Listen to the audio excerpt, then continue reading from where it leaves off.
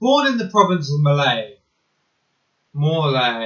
in the early years of the 11th century, 1005 to be precise, Macbeth was a product of Alba, or Scotland.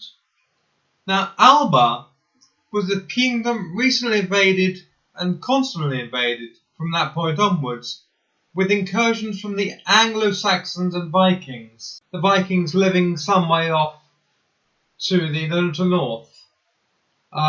In the Isles out there, we had a fledgling trade routes going on. In Scotland particularly, we're talking now, the silk trade routes had already been established. Well established, in fact. Now, Macbeth was the son of Felish, and they lived at the end of Loch Ness, and beside what is now known as the village of Dornay, there were 5 different ethnic groups, forging a new set of diversity rules within the context of the times. Diversity was definitely in its infancy, far less insanely organic than it is today. Organic stemming from the thought processes of the man-made presumptions that were forced upon it. Think the Labour policies of diversity and inclusion today, and you'll pretty much be there. A collective consciousness was evolving. Now, I'm going to go on this guy again, I'm afraid. I'm sorry about that. Durkheim is known to describe the emerging social status as the set of beliefs and sentiments common to the average members of society that forms a detriment system that is its own life. Alba was between the Forth and the Spray. Power shifted between rivals to north, west and south. Rival dynasties ruled over semi-independent provinces. Now, one of these provinces, Morlaix, was intrinsic to the story we have to tell. Alba emerged from the unification of the Picts and the Scots. Law and morality are totally of ties which bind us all in society, which make a unitary. Although this was true of the broad scale of the 9th century, Alba law and morality tended to drive the nobles apart rather than draw them together. Though such a circumstance was not true for those living off the lands. This was the early stage of the social consciousness at play, and highlighted the birth of mass individualism. Most people walked large distances and were grateful to see those they visited when they got there. It was a warm climate, much softer and lenient than we have today. Heat waves were rare, but filtered temperature, soothed rather than aggravated. Almost like a Rubik's Cube, said Donald Gifford, an environmental psychologist at the University of Victoria in British Columbia. The first dimension centres, he said, on finding the way to change a person's behaviours towards the environment. Now, Macbeth's father lived to the north of Inverness, forging points across the rivers north, and there were no trails or roads. Britons and Angles took a longer time to become part of the emerging country. The Vikings in the west never became part of Alba. England was in the midst of a transition period. History events are typically framed as threats to internal validity rather than external validity, and we were Europe and were emerging from the Dark Ages, by some as taken by some scholars. Now, in 1020, Macbeth was the son of Friedrich, ruler of Morlaix, one of those provinces aforementioned.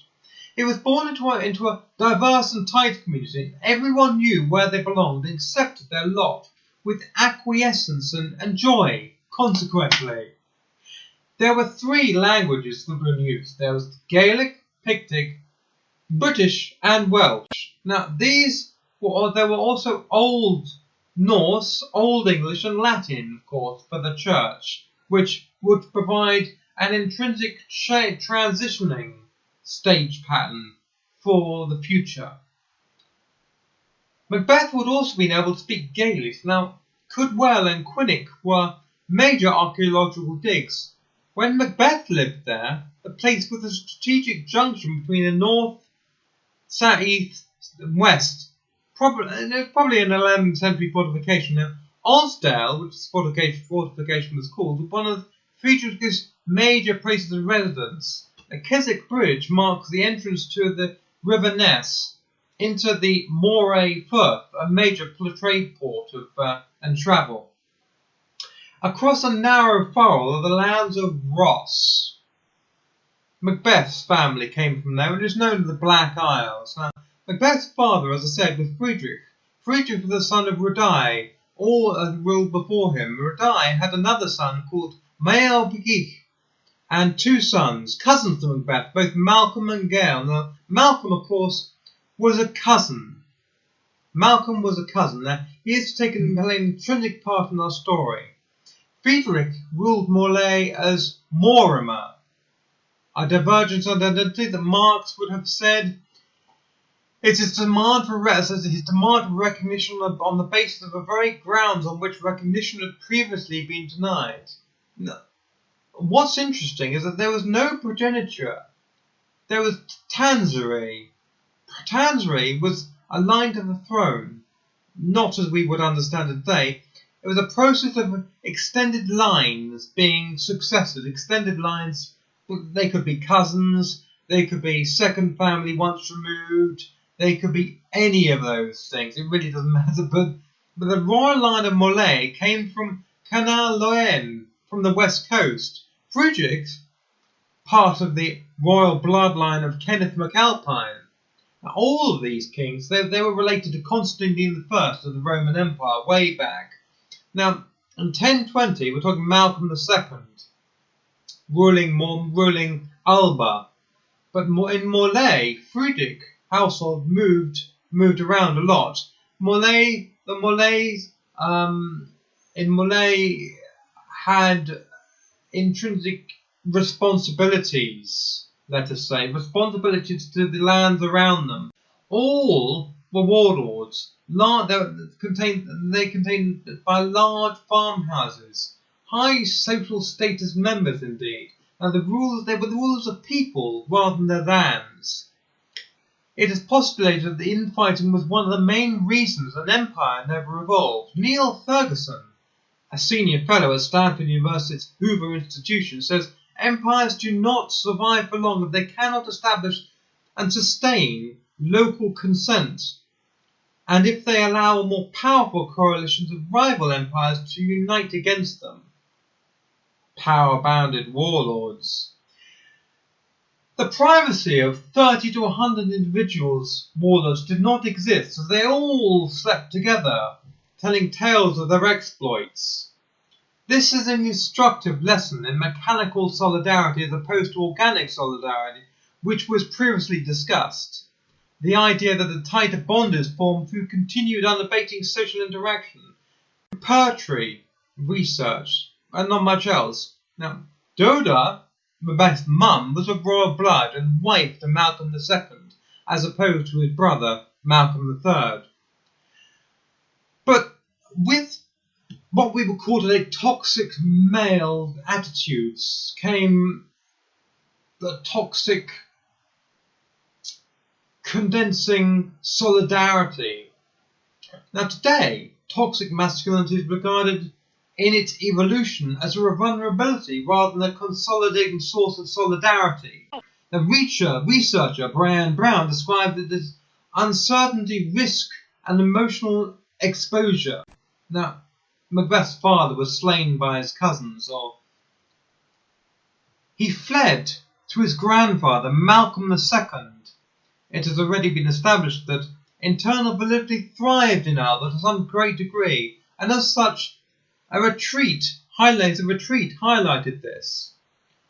On his travels there, Macbeth would have noticed and considered the fertile land many strived for in Alba. Land passed through inheritance and divided through mechanical solidarity. Land had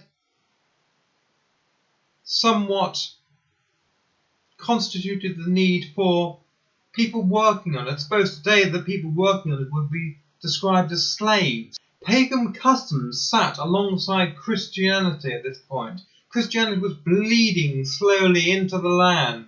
Now the Thane of Ross, which was settled by Vikings in the north and the west, held Thorfinn the Mighty, who was a cousin of Macbeth and Earl of Orkney, also a major trading post. It was formed to a greater degree than before. This heralded a new age which Macbeth would have internal struggles to cope with. Lewis Clark of the Graduate School of Education, constantly counselling, postulates it is important to recognise the severity of impacts, as this is due not solely to the extreme weather nor to natural events, but to a greater degree the interaction between human systems and these events. Macbeth went to Tyneside to see Malcolm II, as I've said, and avenge his father in 1027. He saw his grandfather, but at 15 now, Macbeth created friends and enemies on the way to his grandfather. Richard Oram, historian, described Malcolm II as a practitioner of single-minded ruthlessness, the aggressor, or the destroyer. Now, embarking onto a raid in England and killing his opponents to gain the crown, Malcolm II met Earl Sigurd of Orkney, and he had a son called Thorfinn, who was the child of Malcolm's daughter. Malcolm was 9 years old in 1014 and listened to stories of Thorfinn's father, and they would later become rivals. Duncan, son of Abbot Kiergeld of Dinkeld, was fostered at the age of the king's household. King Canute, though, was the son of Sween Forkfield, grandson of Bluetooth, and he invaded in 1015. King of Denmark, too, by 1018. Having formed an alliance with King Oswin of Strathclyde, Malcolm II invaded Northumbria and defeated a force led by Earl Uhtred on Arlem and the Tweed at the Anglo-Scottish border. Malcolm absorbed Strathclyde into Alba. Now this is the solidarity we're referring to, and the evolution of the social change. There was a rapid change in leadership in Alba when, as it was stated in the Annals of Ulster, Friedrich, son of Rudai, king of Alba, was killed by his own people. The Annals of Trilingstad. Friedrich, son of Rudai, Morleb, was killed by the sons of his brother, Mael Brigit.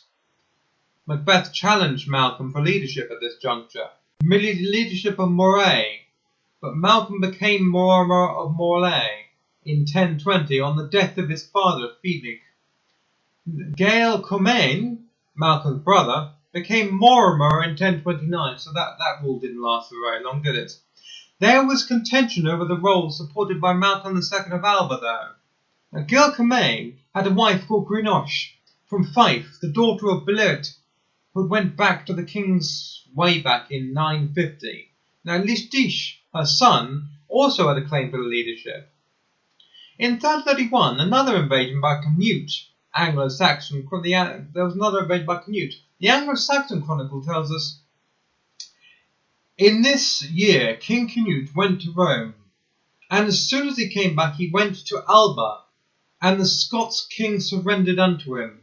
This shows Malcolm to be very weak in the eyes of the people and so vulnerable. Vulnerability was not tolerated at that particular time, and because of this vulnerability, the invasion reached as far as the Tay, and Macbeth was the emissary of Canute at 26 in 1031, and subsequently he became Mortimer because of Canute, not King of Alba yet.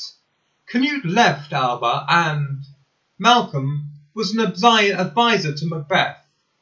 In 1032, the Annals of Ulster said Gael Comyn, Miguel Brigt's son, Mor of Morlaix, was burned along with 50 of his men. Now, he was burned along with 50 of his men because basically they didn't siege places in those times. They burnt them to the ground. They burnt the fortifications to the ground because fortifications were mainly made, of course, of wood in those particular days. Not the normal invasion hadn't intruded upon Scotland, and so therefore fortifications were mainly made of wood. They were burned out of their home, literally. They had burned down the home on a regular basis of their enemies. Macbeth had won Morlaix and avenged his father. Macbeth married Gunnleuch in 1033 at St Brendan's Church, and the bells rang out. Sociologically, kingship groups were mechanical in solidarity. The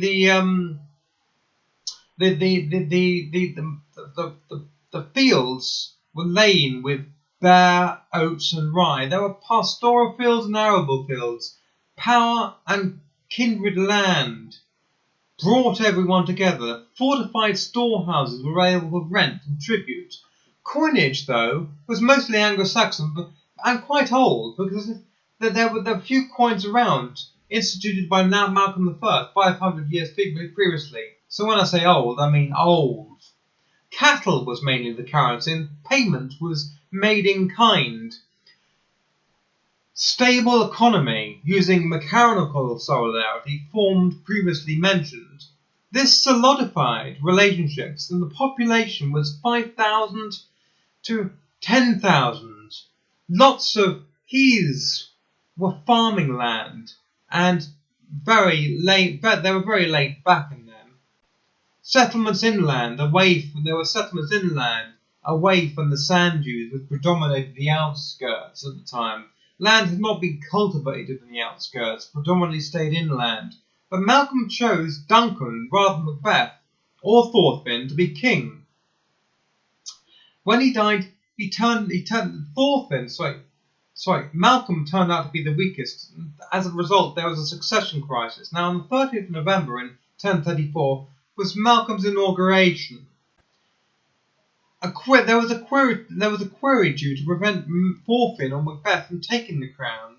Malcolm was very insecure about this prospect, but Macbeth's resentful, as his marriage to Canoss made him more valid, particularly. Once anointed as Scone, many miles away, Duncan found the power dynamic was changing. There was a lack of traditional candidates to the throne, and primogeniture was not the thing, as it was in latter years in England. But extended family was. This could explain why Duncan was now king. The Catholic Church had started to propagate society, causing, as Ange Kirkman said in her Origins of Progeniture, were enabled by fragmentation of power and rudimentary royal administration that characterized Latin and West in the early Middle Ages. Duncan needed respect from noble classes to rule a warlord society, but didn't have it. As Macbeth turned to administer Morlaix, Duncan's first thought was to dispense with Macbeth's cousin, Theophord Sigerson. Theopheld was given the Mormonship of Caithness, but had to fight for his Orkney inheritance. Now, Orkney, though, was a major trading post, but Theopheld was not paying tribute to keep Caithness, but instead he appealed to Norway, to the king there, for securing help and taking back his land. Duncan attacked Thorfinn in Caithness. It was a bet to assume that he was teaching Macbeth a lesson to keep away from his Mormonship. It was attacked off DNS, and Duncan was forced to flee his flagship and into the water. Enlisting Irish mercenaries, Duncan then tried again at Tabeltness. The Saga history tells us they fought where the swords sung at the Ochil River. And Duncan fought with the Viking Carl Hungerson, and Orkney occupied Orkney. It was the target, basically. As Duncan again fled, Thorfinn invaded Alba itself. Macbeth was biding his time, I think. But in 1035, when Canute died, in 1036 brought raiding up and down the country by Thorfinn. In 1038, Earl Rogulf came to power in Northumbria, and it consequently invaded Cumbria. In the early 1040, Duncan raised an army and marched into Northumbria. He laid siege to Durham. It was a Christian settlement. Harold Harper, the King of England, died in 1040, and this was fortunate in some respects for them. And his brother Harold Canute was preparing for an invasion of England with a Dutch army. Duncan lost again. His power was in doubt by his subjects. Lorenzo y Bajel Verdugo says in the dynamic effect of social political instability in the output, he says the insecurity associated with political instability has a great direct impact on the growth via undeterred investment in physical capital, the loss of human capital. Malcolm was the stepson of Lulach and descended from Kenneth III, so he felt he could make plans. Now, Harold Godwinson seized power in England at this time. Macbeth set up shop as Mortimer in Fort Forest on Cluny Hill, and the sea swept through the farmland of Loch Spine. Macbeth approached Pickvenny and spied the Dumas ships at Port Elgin. The sea port at Bugenhead was his obstacle. At Pickvenny, we assume Duncan and Macbeth prepared for battle for the overall moorship or kingship of Alba. The destabilizing the enemy camp over the hill was a mammoth task for Macbeth. The melee was difficult to control, given that it consisted of over 500 men. Macbeth delivered the final blow to Duncan, it seems. Macbeth then headed for Elgin itself, but Duncan's men submitted to Macbeth, and there was civil war. A messenger was sent to Greenock to inform her of Macbeth's victory and to make haste for Scone. But Macbeth was now known as the Red King. Poetry in motion. But I prefer to think of him as the Son of Life. The Scone itself was the point at which the River Tay divided, and open-air gatherings were held there, and these were known as dings. Dings! Moot Hill was a barrow used for the site of the inauguration. The Stone of Destiny used as a template for the Irish ones. Pagan and Christian beliefs melding into one whole, solidifying. Celtic beliefs, though, were more predominant at the time.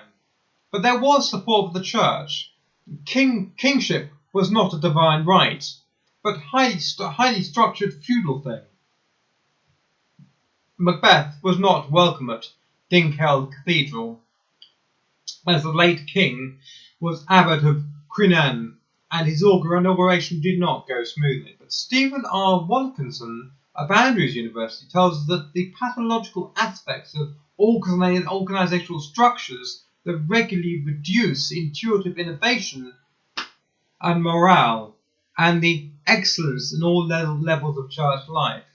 But Macbeth tried to eliminate his nephews, Donald and Ban, as they were a threat to him, but they were sent to the Western Isles for safety. But in 1045, the Irish annals recorded that a battle was fought between the Scots upon a united expedition, and Crinan, abbot of Dunkeld, was killed in it, and many along with him, namely 9 more fighting men. This was a coup attempted by Crinan, but in 1046 the number of dead was 180. It was no skirmish. Crinan, though, met his death at the hands of Macbeth. The Annals of Durham in 1046 say that Ernest Swinstead came to Scotland and deposed Macbeth, but when he left, Macbeth took over again. See, the thing is that the crown itself was an extremely fragile thing, sociologically speaking. It was not held by any one person in particular at any one given time. There were always contentious people trying to get in there. This is a result of the system they had in place at the time, insofar as lineage was concerned. people, because of the extended family lineage could be melded and it's like used as a sort of a basis for which power could be taken. But the royalty and the regional landowner were key. Thanes collected rent and kept order. Husbandmen were the yeomen. They paid the rent, sowed the lands, together with poets and priests. Macbeth and Greenosh made donations to the monks. Now this predominates the reality that the church was of an extremely high position at the time and was bleeding slowly into the Celtic and pagan ways of the past. There was a long tradition of royalty doing so in Europe, and Macbeth decided this was definitely the way in which to go. He went on pilgrimage in 1031, and he went to see the Bishop of Rome, but shows that despite Shakespeare's constant portrayal of Macbeth as some kind of evildoer, some kind of devil incarnate, he was actually a kindly man who donated and understood the ways of his people, the ways of the church, the need for solidarity, the need to move on. He was the last of the Celtic kings, but he also saw the future. Macbeth scattered silver, it was said, like to the poor in Rome. International politics was also a great church business. Byzantium, Muslims, the Spanish. And now, in 1057, there was contention over Macbeth's claim to the throne. Once again, a coup crisis united the throne of Macbeth, and because Malcolm Canmore's father was killed by Macbeth, and Malcolm eventually got himself crowned at Scone, despite the fact that Macbeth was still alive. Civil war, of course, you would imagine, ensued from this, and after many battles, Malcolm killed Macbeth. Paul Collier of the Washington University says, where development fails, countries are at high risk of becoming caught in a conflict trap in which war wrecks the economy and increases the risk of further war. Macbeth was killed at Lockhampton by Malcolm. On Macbeth's death, there are real questions left unanswered, considering a man whose life has been violated for more than 1,000 years since then, more specifically in Strathbogle. It is said that Lovelace, Greenosh's stepson, ruled for a matter of months before he was killed by Malcolm, who was intent upon getting the throne, in 1058, at Esse. Malcolm married into the English royal house, of course, as Macbeth saw the future.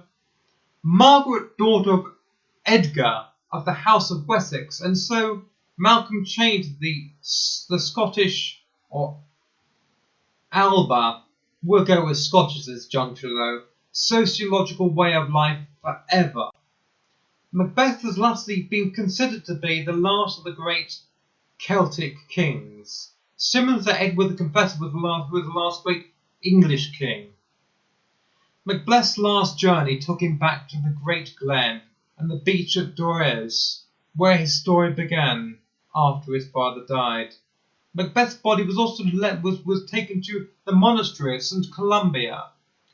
The prophecy of Becran described him as red, tall, and golden-haired. Poems of Dian Alcvic described him as handsome and of a lively aspect. Fruitful seasons in the verse chronicle, certainly. The original Chronicle of Scotland described him as the devil, however. But it was introduced. It was when Bruce Boyers introduced the three sisters in the form of a dream in the 16th century. He then invented Banquo and the concept of Grouche encouraging Macbeth to kill Duncan in his bed. This was Shakespeare's invention, and his play was first performed in 1605. But Shakespeare was just pandering, like today we pan to modern audiences in the form of diversity and inclusion, LGBTQ ethics, and all that sort of thing. Shakespeare was pandering to King James I, especially upon the first instance of this play being performed in 1605, when the King of Denmark visited. But today's referencing as an emergence into social consciousness. Now, give us a good clicking, guys, and I'll see you later. Shakanaka.